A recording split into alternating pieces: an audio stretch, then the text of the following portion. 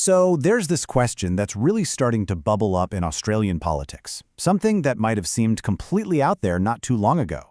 Could Pauline Hanson actually be the next Prime Minister? I mean, the calls for it are definitely getting louder. So, let's take a look. Okay, let's just get this out of the way right now. The short answer? No. The way the political system is set up, it's pretty much impossible for her to become Prime Minister. So, the real story here, the thing we really need to dig into, isn't if she'll be the next leader, but why so many people suddenly want her to be. That's what we need to unpack. And this huge wave of support is exactly what people are calling the Pauline Hanson phenomenon. So in this explainer, we're going to break down what that really means and why it's all happening right now.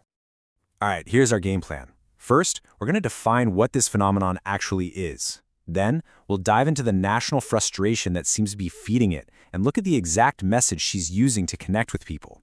After that, we have to look at her long history of controversy. And then, we'll wrap up by analyzing the bigger Pauline effect on Australian politics. So what is the Hanson phenomenon, really? Well, at its heart, it's this massive, and I mean massive, surge in popularity for one of the most controversial politicians in the country. Now, she's been around for decades, but this latest groundswell really seems to have taken off after the tragic attack in Bondi. Now, check out this quote, because it really gets to the core of the argument from our source material.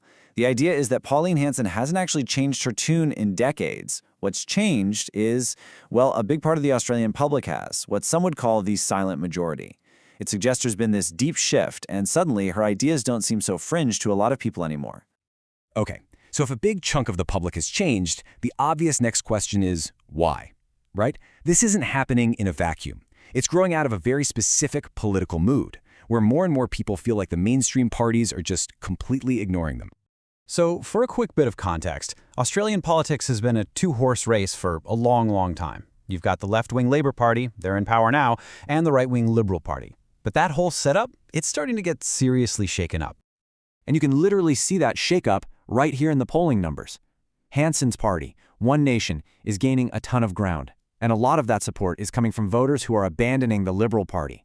A lot of people on the right seem to feel the Liberals have gone soft, so they're looking for a new political home, and they're finding it with her. Which brings us right to the heart of her appeal. What is she actually saying that's connecting so deeply with all these frustrated people?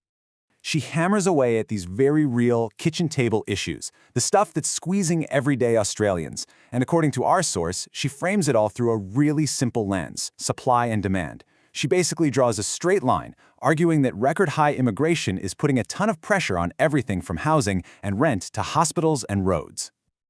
But it's not just what she says, it's how she says it. While other politicians are talking in these carefully crafted sound bites, she just says it. She breaks taboos, people see her as someone who's just telling it like it is, and that really clicks with voters who are sick and tired of polished talking points.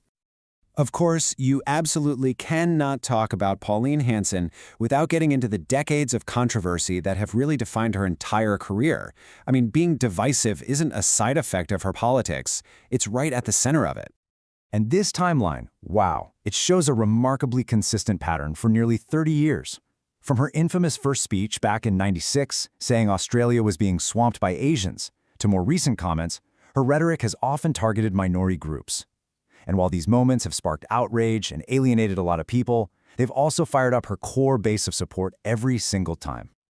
Just recently, she got a lot of heat for a video that was critical of the NDIS, which is Australia's disability insurance program. Critics slammed her, saying she was punching down on vulnerable people. But, and this is important, the source material points out her supporters saw it completely differently. To them, she was calling out a massive government program that they believe is being taken advantage of. So, for our last section, let's zoom out and look at the big picture. What's the wider impact of all this, the so-called Pauline effect, on the whole political scene? What does her comeback really tell us? Well, according to this source, you could argue there are some positives to her being so prominent. For one thing, she gives a voice to a big group of voters who feel totally left behind by the major parties.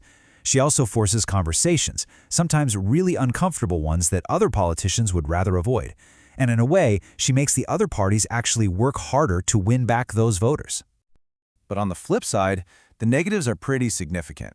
Her critics argue that her language is just incredibly divisive, that it fuels culture wars instead of actually trying to find solutions.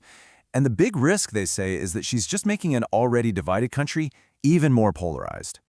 And that brings us to the real nail-in-the-head question at the heart of this whole thing.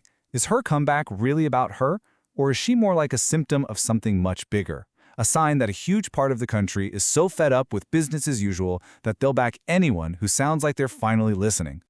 And that takes us right back to where we started, to that really powerful idea from the source material that kind of sums it all up. It's a simple thought, but it completely reframes this whole moment. Pauline didn't change, Australia did.